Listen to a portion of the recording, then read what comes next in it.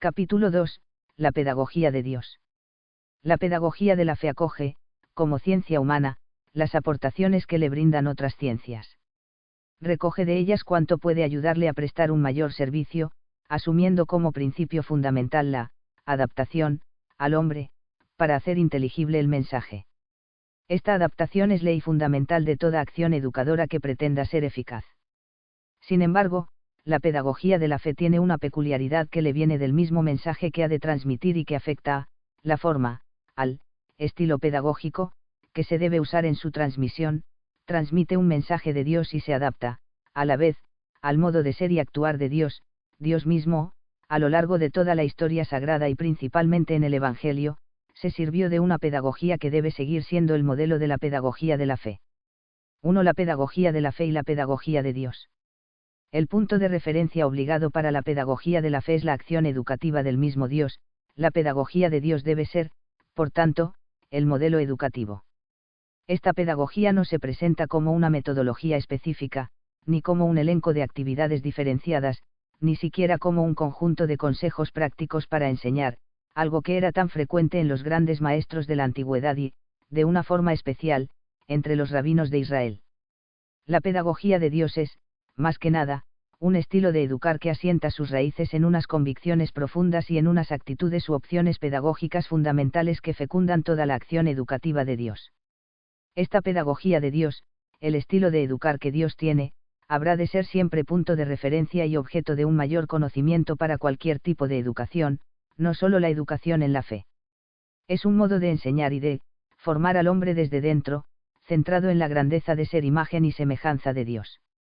La aportación de la pedagogía de Dios a la educación y a las ciencias de la educación resulta siempre muy importante, pero más ahora que se está en una sociedad en la que más que productos necesitamos fuerzas desde lo interior, libertad creadora, impulsos esperanzados hacia el futuro, confianza para obrar y, sobre todo, para ser.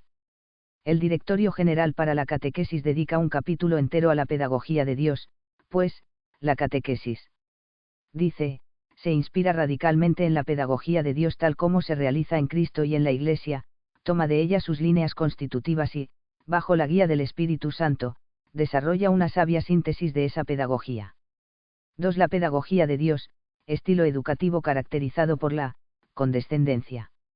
La pedagogía de Dios se hace presente en la historia de la salvación, allí donde se entremezclan la acción de Dios y la reacción del hombre, la llamada de Dios y la respuesta del hombre, una fundante relación entre Dios y el hombre.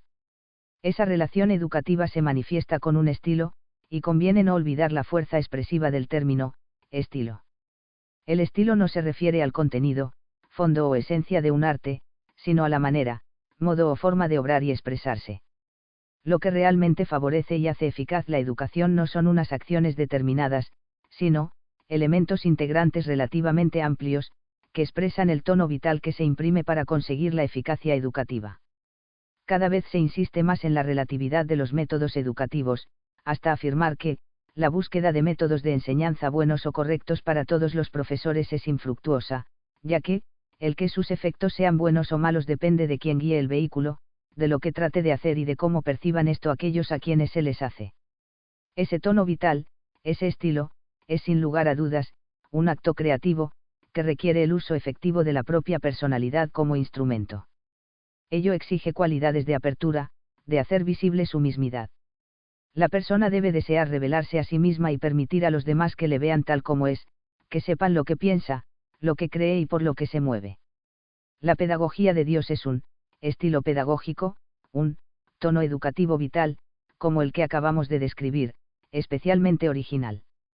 Cabe preguntarse, ¿en qué consiste ese estilo, que supone esta pedagogía divina?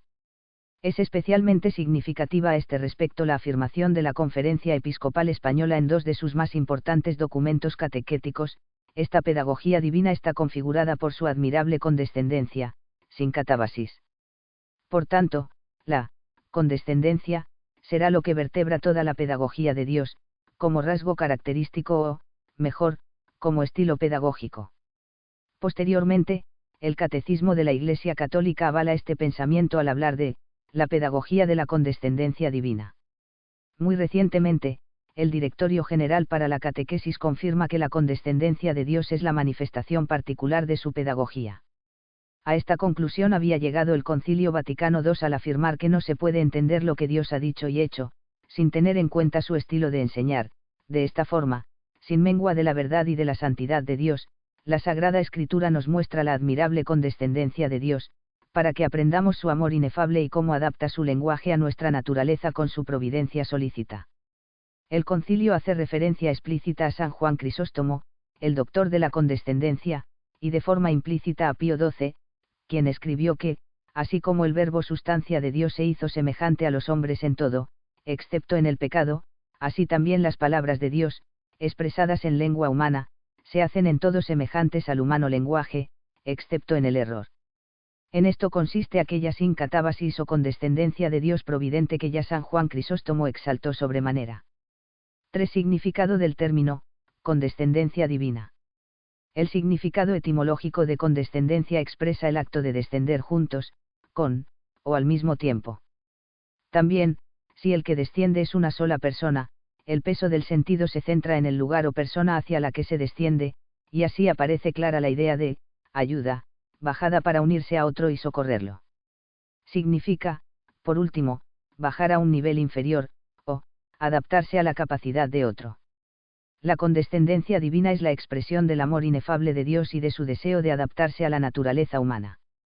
Una adaptación a la condición del hombre como ser histórico, porque Dios asume esa historicidad. Supone un empeño por parte de Dios, porque solamente en un esfuerzo de bajar, de can descende, puede Dios dirigirse a nosotros en palabras humanas. Es la condescendencia en el lenguaje la que posibilita la comunicación, la relación y la intimidad. La condescendencia divina no consiste en bajar con otro, como si éste estuviera arriba con el primero, sino que es bajar para estar con otro, para ponerse a su alcance y entablar un diálogo gratuito y cariñoso donde la palabra tiene un protagonismo especial. Dios desvela su intimidad y se nos abre usando nuestro propio lenguaje humano. Pero la condescendencia divina no se agota en el lenguaje, sino que empapa todos los momentos, actitudes y detalles en la relación de Dios con el hombre, desde la creación misma. Esta condescendencia la toma Dios tan totalmente en serio, que crea al hombre, a su imagen, semejante a él. Por tanto, todos los estudios sobre la pedagogía de Dios y la pedagogía de la fe deben pasar necesariamente por el paradigma divino de la condescendencia, pues sólo desde ahí podrán tener explicación otros aspectos. La gran originalidad de la pedagogía de Dios no estriba en una retahíla de técnicas educativas, sino en una forma de ver el hecho educativo, lo cual le imprime un estilo propio. Este convencimiento aparece, ya antes que en los padres, en las corrientes más fecundas de la tradición judía, que fue retomada después por el cristianismo y especialmente por los padres de la Iglesia. De la condescendencia de Dios interesan aquellos aspectos que más directamente inciden en la dimensión educativa, y por ello nos centraremos en 3 aspectos: Dios servidor, Dios que desciende para acercarse y Dios que se abaja para hablar. 4. El contenido de la condescendencia. A. La condescendencia, como servicio. El Señor como servidor de su pueblo es, en la tradición judía, una expresión paradójica porque Él es el Señor. Pero el texto bíblico dice, Yahvé los precedía de día en columna de nube para marcarles el camino, y en columna de fuego de noche para alumbrarlos, así podían caminar tanto de día como de noche. Este preceder, como lampadarius, tiene un profundo significado, pues este no era el comportamiento normal ni del Padre ni del Maestro. Dios lo hace para demostrar a las naciones del mundo hasta qué punto Israel le era querido. El tema de Dios servidor que lleva la antorcha delante de su pueblo es repetido en numerosos midrashim. De forma habitual, es el discípulo quien porta el farol y precede al Maestro, pero cuando Israel salió de Egipto, la columna de nube por el día y la columna de fuego durante la noche no abandonaba al pueblo.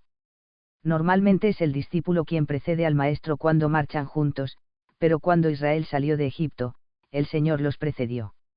Es el discípulo quien lava a su Maestro, pero cuando Israel salió de Egipto, Dios dijo, yo te lavé con agua. También es el discípulo quien viste a su Señor, pero cuando Israel salió de Egipto, yo te vestí con un traje ricamente bordado. El discípulo se preocupa de calzar a su amo, pero cuando Israel salió de Egipto, yo te calcé con cuero fino. Es el Maestro quien duerme mientras el esclavo vela, pero cuando Israel salió de Egipto, no duerme ni reposa el guardián de Israel.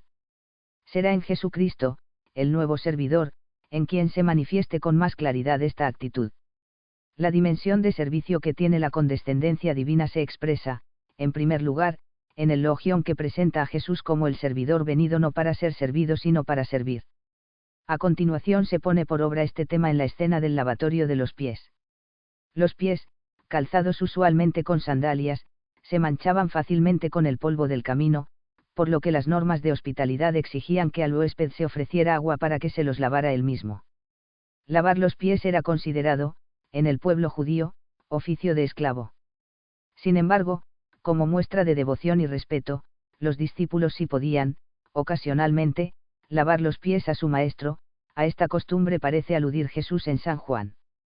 El lavatorio de los pies que hace Jesús y la posterior explicación tienen, según la crítica literaria, una lectura de índole paradigmática, apoyándose en el humilde servicio de Jesús.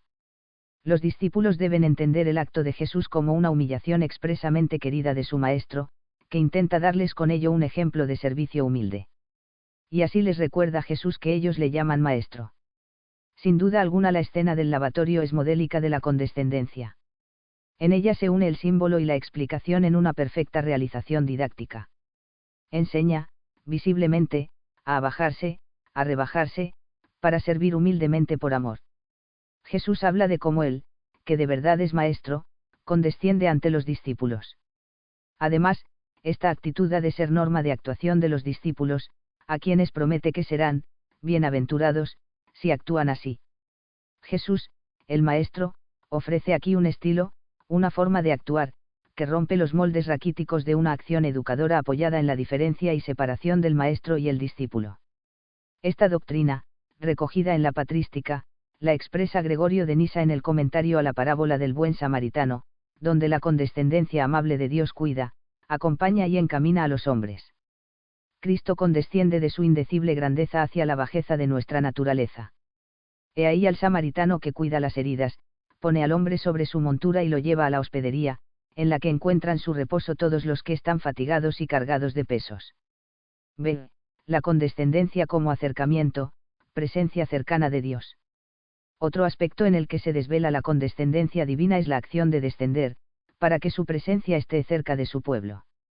La siaquina es un término técnico de la literatura rabínica para designar la presencia de Dios en medio de su pueblo. El término es un recurso, una forma de nombrar a Yahvé en sus relaciones con los hombres para salvaguardar la trascendencia divina. El término designa la presencia de Dios junto a su pueblo y esta presencia ha supuesto, por tanto, descender, condescender. El descenso de Dios está asociado a la bondad de los justos.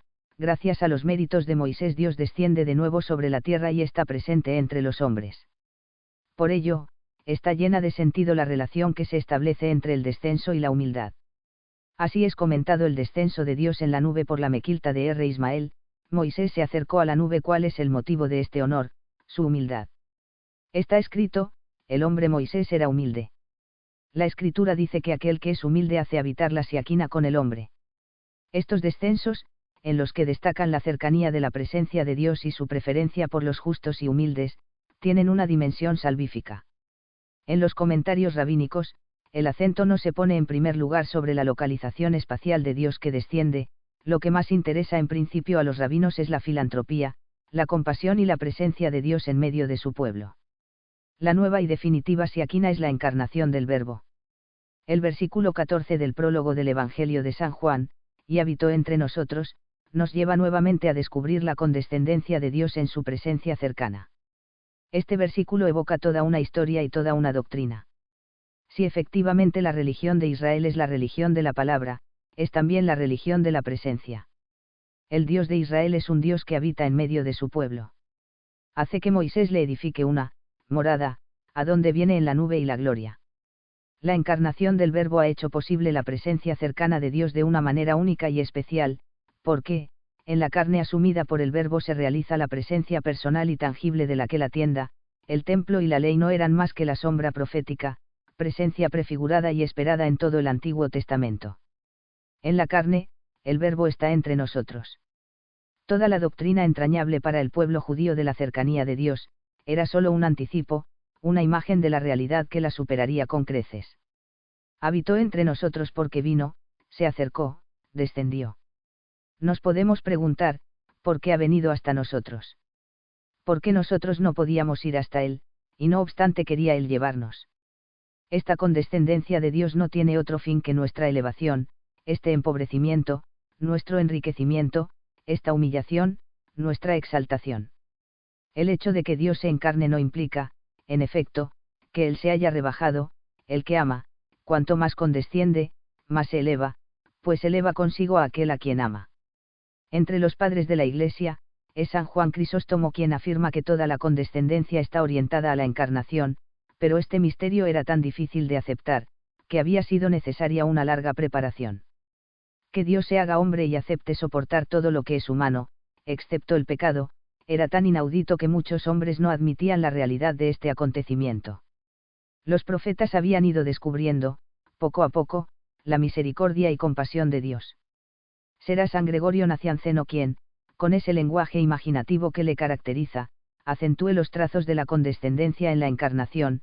Para él, Cristo se humilló por nosotros de una forma desacostumbrada y ejemplar, y así, para salvarnos, se hace pecado y maldición, por una gran condescendencia con la debilidad del hombre, se abaja por nuestra causa y se hace próximo, cercano, comprensible. C. La condescendencia por la que Dios habla el lenguaje de los hombres. La condescendencia de Dios es, para la tradición judaica, adaptación del lenguaje y ponerse a la altura del que escucha. Que la Torá habla según el lenguaje de los hombres es una ley aceptada como básica. Esta fórmula ha tomado una significación más amplia para designar la condescendencia divina que se pone a la altura no solo de los sabios, sino también de la gente sencilla y sin cultura. Interesa destacar también, como aspecto integrante de la condescendencia, el ritmo progresivo que Dios usa, ya que Dios no cambia por medio de milagros la naturaleza humana, sino que actúa progresivamente. Esta característica de condescendencia afecta incluso a la aceptación de determinadas costumbres paganas que, poco a poco, se van purificando. Se ha visto cómo, para la sinagoga, la doctrina de la condescendencia de Dios se centra, fundamentalmente, en los episodios de la liberación de Egipto y la entrega por Dios del don de la ley. Algunos teólogos judíos quieren presentar el concepto de encarnación como contrario a toda la tradición bíblica, pero no parece así, sino que el estudio de las fuentes judías sobre la condescendencia de Dios persuade de que lo contrario es lo verdadero.